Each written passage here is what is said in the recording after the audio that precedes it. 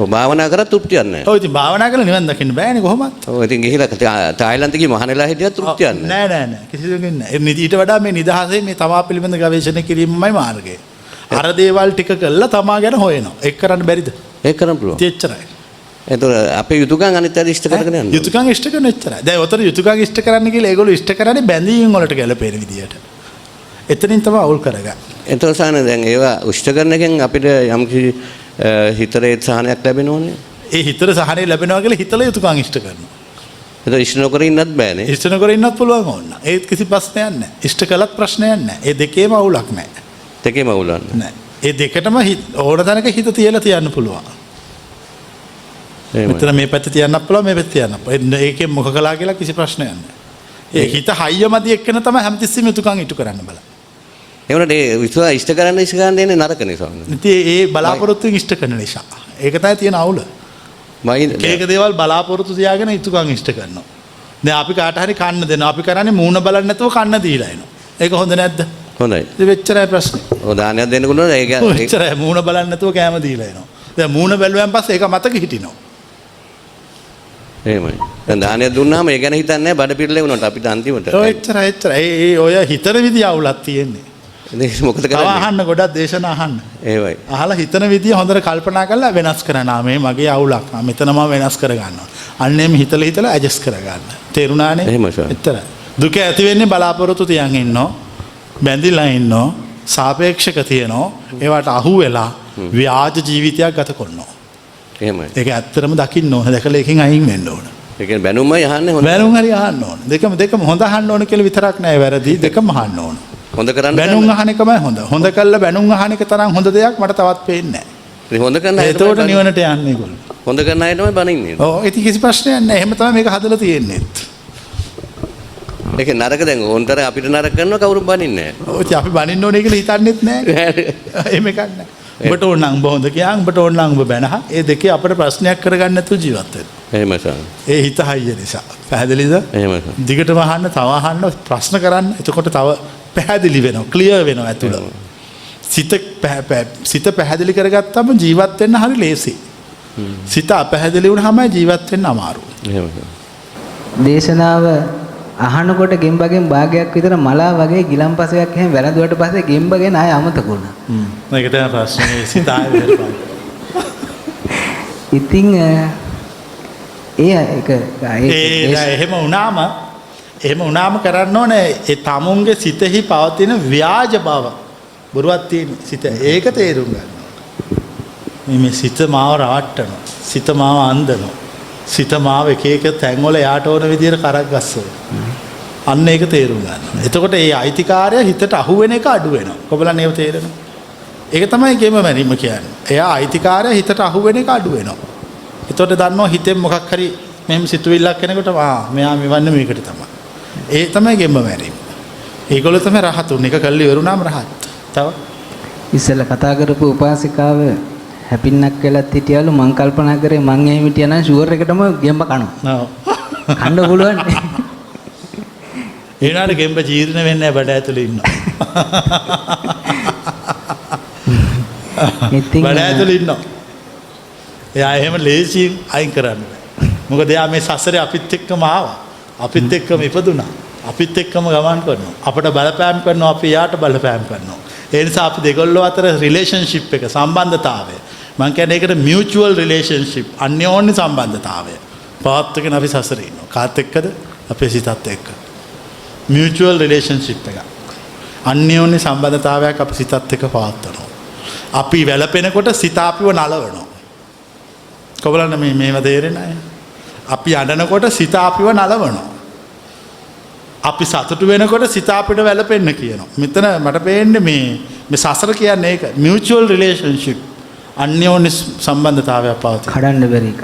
ඒ බැඳිලා පවතිනවා. අපි සිතයි මෙහෙම බැඳිලා තියෙනවා. මේක තියෙනකන් සසර තියෙනවා. මං කියන්නේ මේ සිත ගෙම්බ මරන්න කියලා. එතකොට එයා නිදහස් වෙලා නිවනටපත් වෙනවා. භාග්‍යතුන් වහන්සේ නිතර සඳහන් කරන කාරණාවක් තමයි ගණන් ගන්න එපා. નિરાයාසයෙන් මේ වැඩේ වෙන්න දෙන්න කියලා. අනිවාර්යයෙන්ම. ඉතින් හරි ඒක තමයි ඒ විදිහට තමයි මෙච්චර කාලයක් ආවේ. ඒ නිසා තමයි මෙතන ඉන්නේ. ඒක පිළිගන්නවා. හෘද සාක්ෂිය පිළිගන්නවා. මේක හරි. හැබැයි දැන් හදාරපු පොතපතින් ඒ අර එතන අස්සේ ඉන්නකොට අපිට මේ ලේසියෙන් අතාරින්න බැරි දෙයක් තමයි සතිපට්ඨාන දේශනාව කියන්නේ. දැන් ඕකෙත් තියෙනවා චන්දං ජනේති වායමති විරියං ආරභති මේ විදිහට කියනවා මේ මහා මොරාල් එකේ යන්න ඕනි ගමනක් මේක මේ මෙහෙම ලේසියෙන් කරන්න පුළුවන් වැඩක් නෙමෙයි කියලා. දැන් මේක ප්‍රැක්ටිකලි මම දන්නවා මේක තමයි වේග කියලා. හැබැයි මේ අරකෙත් එහෙම තියෙනවා. ඉතින් ඕක අස්සේ ගැටෙනවා සමහර වෙලාවල්. පොතට ගිනි තියන්න ඕන. ඒ වුණාට දැන් අපි පොතට ගිනි තියන්නකොට සම්ප්‍රදාය විරුද්ධ වෙනවා. සම්ප්‍රදාය සසරට ආවඩනවා.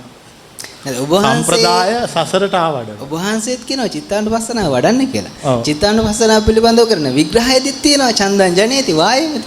මේ කතන්දරේ තියෙනවා. ඔව් ඒ වුණාට පොතට ගිනි තියන්න ඕන. දැන් පොතට ගිනි තියන බය නිසා මං කියන එක ඒකයි කියලා පොත අතේ තියන් ඉන්නවා. මේ උන්වහන්සේ කියන එක තමයි මේ පොතේ තියෙන කියලා ගිනි තියනවා. ඒනට මම ළඟට වෙලා ටොක්ක්ක් කරලාගෙන පොතට ගිනි තියපන් කියලා.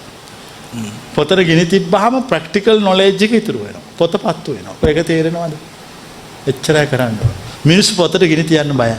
පොතට ගිනි තියන්න බය නැහැ. පොතට ගිනි තිබ්බහම සාම්ප්‍රදායික පැවැත්ම තුල සම්ප්‍රදාය තුල යට පිළිගැනීමක් නැහැ. එච්චරයි තියෙන ප්‍රශ්නේ. සම්ප්‍රදායයට බයිනෝ. අන්න ඉන්නවා. දැන් මට කියන්නේ අන්න යනවා. පොතට ගිනි තියලා. ඒ පොතට ගිනි තියපු නිසා තමයි ආ රහත් වුණා කියන්නේ. එච්චරයි. පොත් පිළිගන්නේ නැහැ. පොත් වලින් අයින් වෙලා ඒගොල්ලෝ ඇත්ත කතාව දන්නවා. ඒ ඇත්ත කතාව දැනගන්න බෑ පොත පිළිගන්නකම් කවදාවත්. මොකද මේ පොතේම තියෙනවා පොතට ගිනි තියපන් කියලා. ඒ ටික අහුවෙලා නැහැ. අහුණා නම් මං කලින්ම ගිනි තියනවා. ඒ කලින්ම ගිනි තිබ්බට වැඩක් නැහැ. ඊට පස්සේ ප්‍රැක්ටිස් කරන්න එකක් නැහැ. එතන ලොකු අවුලක් තියෙනවා. ඒ ආර්ය විනය පහළ වෙනකන් ඒ ප්‍රතිවේද ශාසනය පහළ වෙනකන් මොනතරම් ප්‍රඥාවන්තෙක් ආවත් පොත වලට තියන් ඉන්න ඕන. හරියට ආණ්ඩුවේ කන්තෝරුවකට වැඩක් කරගන්න ගියා වගේ. මොන කවුරු ගියත් ඒගොල්ලෝ තේ බීලා කාලා ඕපදූප කතා කරලා ගේම් ගහලා ඉවර වෙනකන් ඉන්න ඕන අර මිනිහගේ වැඩේ කරලා දෙන්න. නැතුව වැඩ බෑ. පැහැදිලිනේ? ප්‍රතිවේද ශාසනය පහළ වෙනවා. ප්‍රතිවේද ශාසනය පහළ වෙනවා කියන්නේ පොතට ගිනි තියපෙක් කෙනෙක් පහළ වෙනවා. එයා ඒ කතන්දරේ දන්නවා. අර ගෙම්බ මරණ කතාව දන්නවා. ඒක පහළ වුණාම පොතට ගිනි තිබ්බට ප්‍රශ්නයක් නැහැ. මොකද අරක තමයි පොත. ඒ කියන එක කළා මේක ඉවර කරන්න ඕන. ඒ සසර පුරුද්දත් දැන් අපි මෙතන කරන්න ඕනේ මේ දේශනාව අහුවෙන් පස්සේ හිත සසර පුරුද්ද තුල වැඩ කරන ආකාරය පිළිබඳව අපට පේන්න ඕන. මේ තමයි විදිය. මේ තමයි දැන් අපි කාත් එක්ක හරි හිතවත් වෙනවා. අපි ඇයි හිතවත් වෙන්නේ? අපි යාගේ මොනවද බලාපොරොත්තු වෙන්නේ? එයා අපට මොනවද ලබා දෙන්නේ? ওই දෙක නිරීක්ෂණය කරන්න හොඳට. ওই දෙක නිරීක්ෂණය කරාම කාත් එක්කවත් හිතවත් වෙන්න බෑ.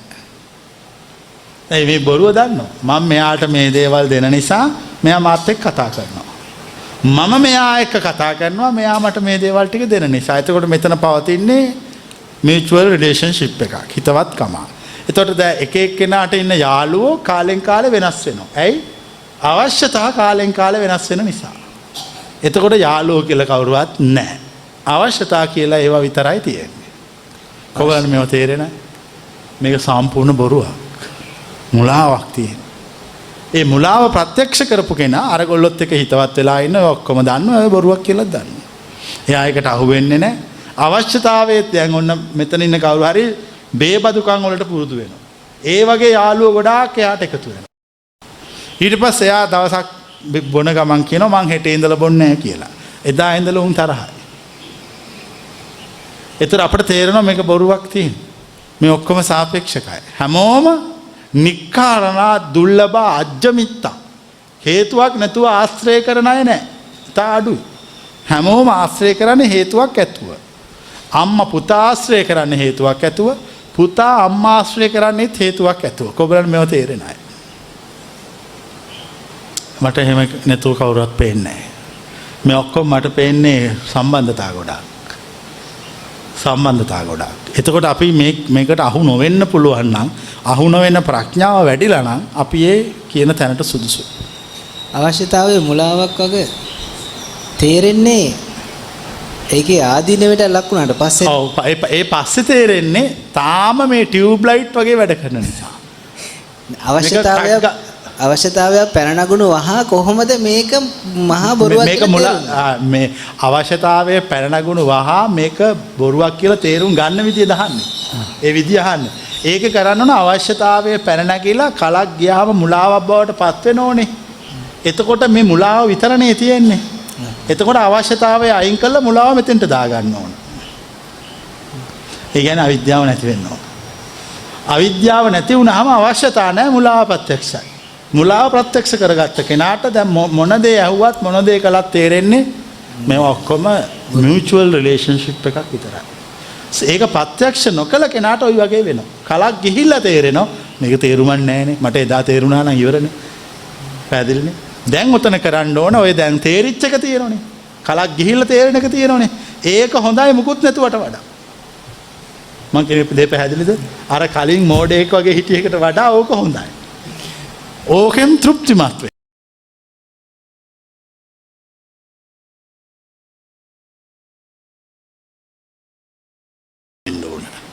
ඕක ඇති කියලා යාට හිතෙන්න ඕන. එතකොට තමයි ඊළඟ මං කියන්නේ දෙය පැහැදිලිද? අර කලින් මෝඩයෙක් වගේ හිටිය එකට වඩා ඕක හොඳයි. ඕකෙන් තෘප්තිමත් වෙන්න ඕන. ඕක ඇති කියලා යාට හිතෙන්න ඕන. එතකොට තමයි ඊළඟ එන්නේ.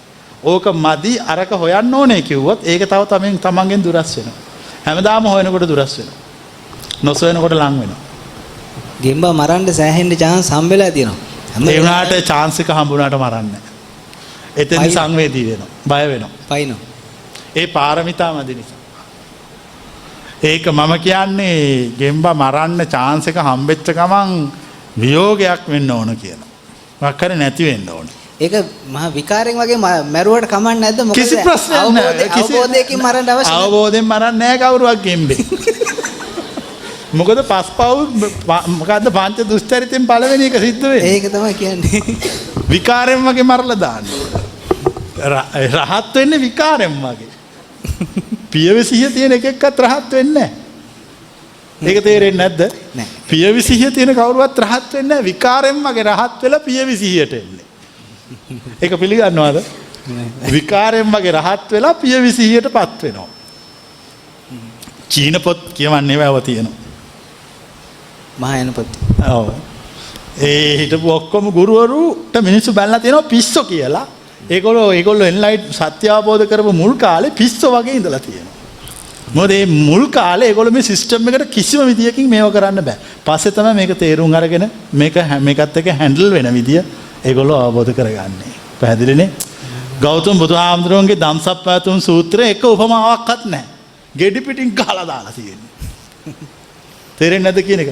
සත්‍ය අවබෝධ කළ මුල් කාලේ කියන්න ගොඩක් දේවල් තියෙනවා.